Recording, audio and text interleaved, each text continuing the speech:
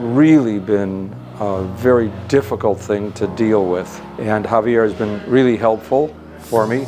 I don't think I would want anyone to go through this like I've been. So we're here in a condo house in Santa Monica. Right now we're actually doing the pack out. If you want to come in, so you can kind of see what's going on. So right now we do have everybody doing the pack out material. Everybody's wrapping the furniture with blankets, bubble. All cabinets were affected. So basically what happened here was like a burst pipe. This happened around like, I'll say about 2 in the morning. It was an emergency call. The plumber came out here, fixed the pipe. This shut-off valve for the fridge, for the supply line, it actually burst, so causing the water damage throughout the house, which caused damage to the flooring in the living room, caused damage to the flooring in the dining room, and affected the whole kitchen. Wet the walls and the cabinetry, drained through below. So in order for us to detect the water damage and stuff like that, we have special equipment, such as this moisture meter. We also have thermal imaging cameras that we use in inspections to kind of determine, kind of guide us to see where the water damage is at. In this case, we're going to use a moisture meter. We're going to see how wet is the toe kit. As you can see, it's 99.9. I mean, this is saturated. Sometimes with different material, you could kind of dry it out. Such as this material, since like press board, right? It's like a cheap material. Once water kind of damages it, just swells up. And this is how it gets. As you can see, the swelling up already. It's kind of damaged. There's no way of saving this. As you can see, all the little bumps here too as well. Same thing for the walls. Start seeing the 99.9. This means it's all wet, saturated. Same thing over here. You'll get readings here as well. 99.9. So as you can see, this is water damage, right? This is the bottom part of the cabinet, which is called a toe kick. Basically, literally like a toe and a kick. This is affected. So basically, everything down here is going to be affected too as well. As you can see, like. You can see all the water damage and stuff that already occurred. The bottom cabinets are going to actually have to be detached. On the back wall, since it has a backing, the cabinets have a backing. It's kind of hard to determine if there's moisture there, but you could go to the other side and kind of determine if the other wall on the other side is wet, then there's going to be moisture on this side. Once we take all this out, we're going to do flood cuts throughout this kitchen.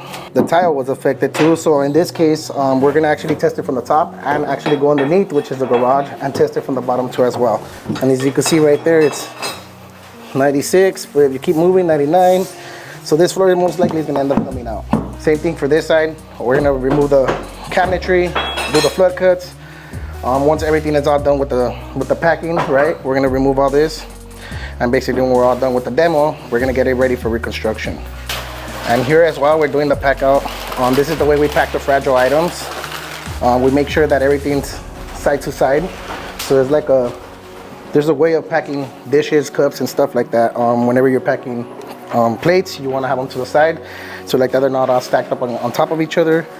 So when you put them in the van and you hit a bump and stuff like that, they don't break. So that's why there's a certain way of packing. Same thing goes for the pictures. We want to make sure that all this is protected, bubble wrap, paper, and put in a box too as well. Once everything is out, we're going to start putting containments throughout this area. We're going to contain the area so like there's no cross-contamination, and it actually works for dust control too as well. This is the downstairs. It's kind of like a hallway with the stairs on it. This wall, it seems pretty dry here, right? But when you go down here, it's all wet and saturated. Same thing goes for the edges. The edges are the hardest to get. Since there's no cavity, everything is just kind of closed up, so it's pretty hard to dry it. So if we can't dry it out, most likely what would happen, the whole wall will come out. We will cut here too as well, right? And as you can see, kind of dry, and then you keep going, and there's gonna be water trap. See, numbers just keep going up, and there you go, you're 99.9. Usually for this thing, we'll do like a flood cut. Carpet was not affected. We're gonna save the carpet. So from the water damage that occurred in the kitchen area, it all came down to this garage area. All this ceiling is here is affected, and it kind of traveled all the way over here to this beam. 78.4. Yeah, so this has to get taken off too as well. We set up equipment, tried to attempt to dry it. At this point, it was not drying. We did contact the insurance. The insurance came out here.